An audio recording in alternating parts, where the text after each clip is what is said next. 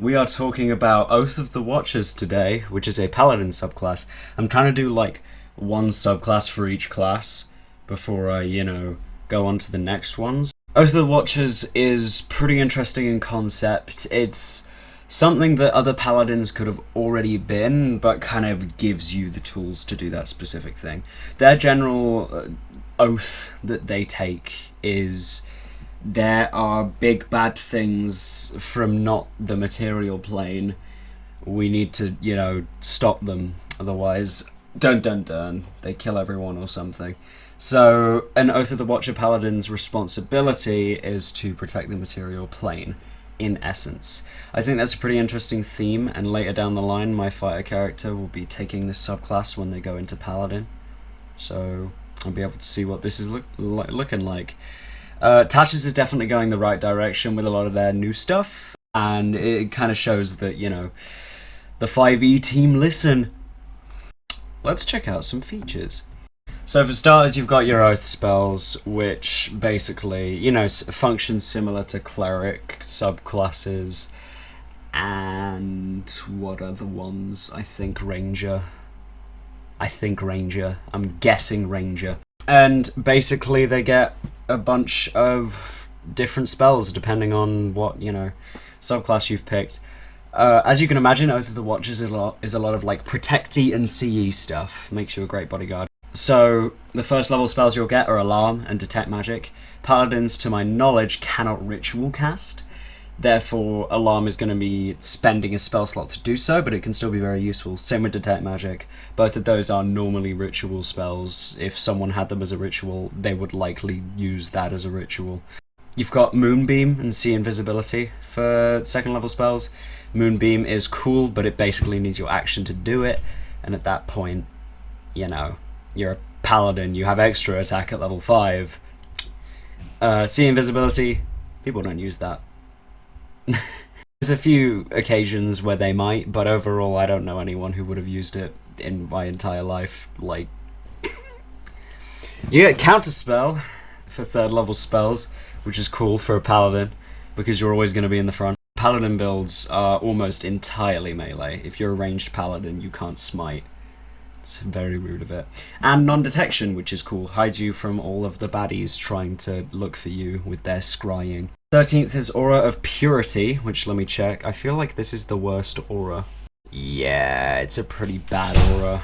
People within 30 feet of you get, like, resistance to poison, advantage on saving throws that, like, do a bunch of status effects, which is cool, but it's a 4th level spell. And Banishment, which is much cooler. Bye-bye.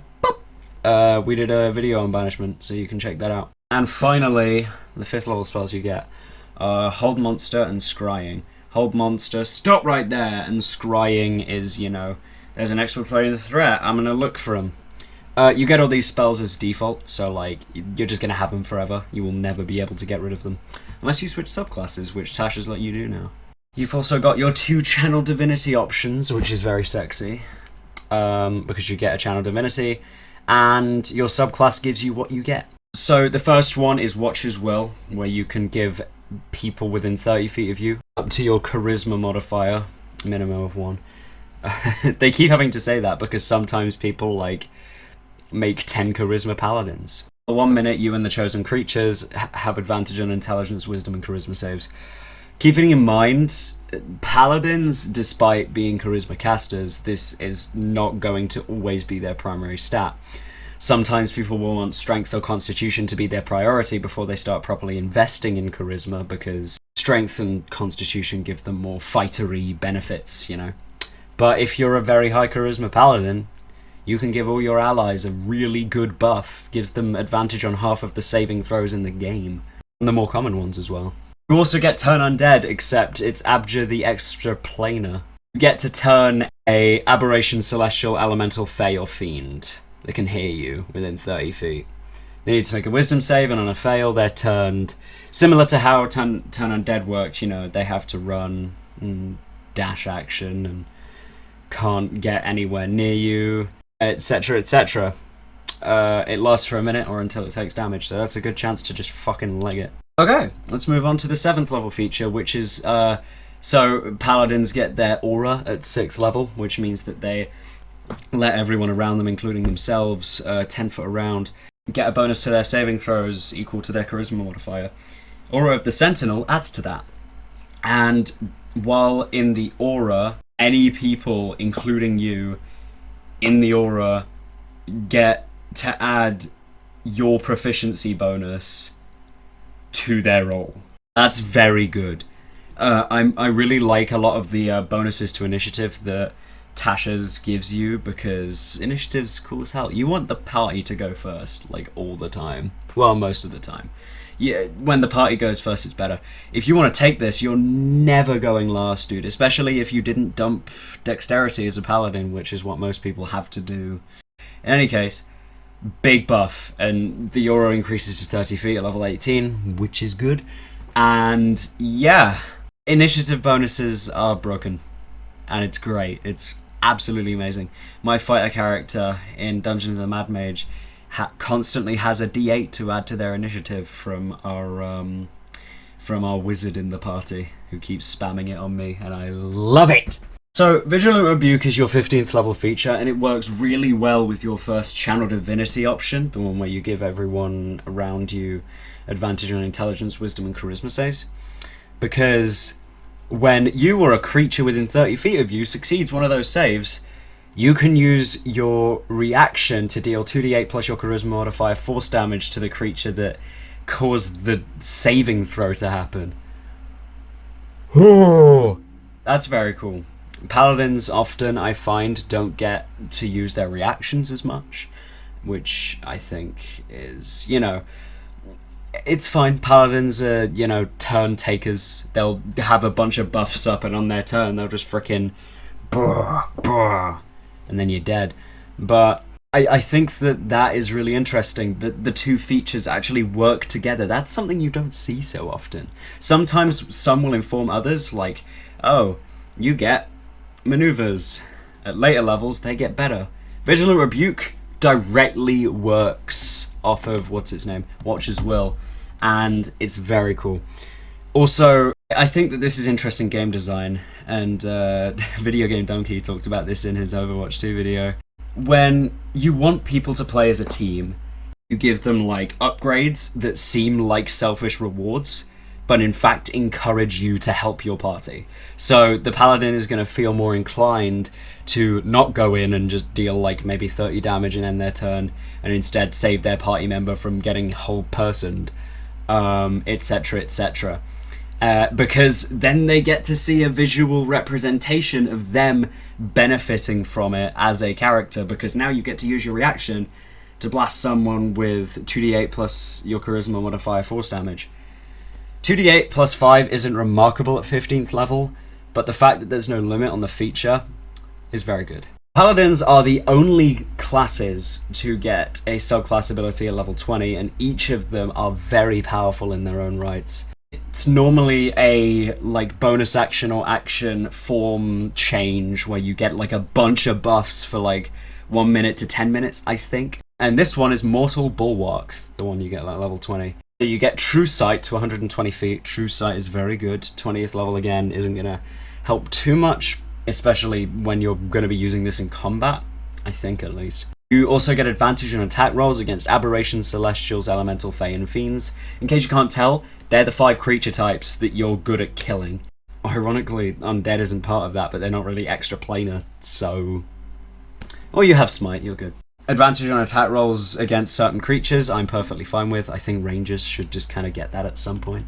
And finally, when you hit a creature that isn't from your plane, they need to make a charisma saving throw, or they're banished without a time limit to their home plane. This lasts for a minute, and every single attack you can make this happen. I love that so much. I think that's situationally good.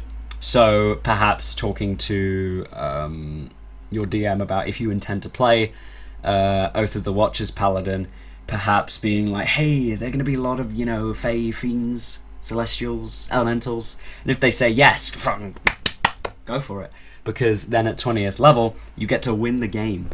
Now, a lot of those creatures are going to have great charisma saves, especially stuff like fiends and fae. Elementals, you're going to be able to frickin' banish like nobody's business. Aberrations and celestials are pretty charismatic as well. This could just fucking annihilate like 20 elementals real fast. Like, you can just one-shot all of them, basically. It's a bonus action, and you can't use it again until you finish a long rest. I like this little bit at the end, though. If you spend a 5th level spell slot, you can do it again. That's great. And frankly, if you're a 20th level Paladin, you can throw away a 5th level spell to do this again if you really needed to, you know? Smiting at 5th in comparison to 4th level on a crit, freaking 2d8 more. So yeah, I think that that's worth it, honestly, if you wanted to do 2 separate encounters as a Mortal Bulwark. Some other ones get like a bit more crazy. Oath of Vengeance just lets you basically fucking fly and like deal too much damage. Oath of Conquest, everyone's scared shitless of you and takes infinite damage for looking at you. Mortal Bulwark definitely leans into its specific subclass. Not as amazing as some of the others, but certainly situationally, you can pull this out and sweep the floor with an encounter like nobody's business. In any case, that is the video about Oath of the Watchers. I only have to do a rogue subclass now. I was kind of debating on whether to do Artificer and Bloodhunter stuff. I won't be doing Bloodhunter stuff. I might get to Artificer stuff when I know how they work properly. I kind of know how they work. I think it's just that of all of the classes, they have like all of them have like 7 to 10 at least subclasses now. Artificer has maybe 4 or 5. I definitely still want to talk about them though, so I might. It depends. You guys will have to stay tuned for that. In any case, thank you all for watching. Make sure you like and comment and subscribe. I think that starting next week, we'll be back in the like nicer set, you know, with the wooden background and the better mic and the colour one and the better setup just in general that isn't my flippin' lamp. In any case, we have a Discord server as well. You can join that if you'd like. And you can also comment. Either way, keep the discussion going in the comments or the Discord because I love talking to you folks. Yeah. See ya. I hate point buy, or at least the 27 points. It's a disaster. It looks so bad.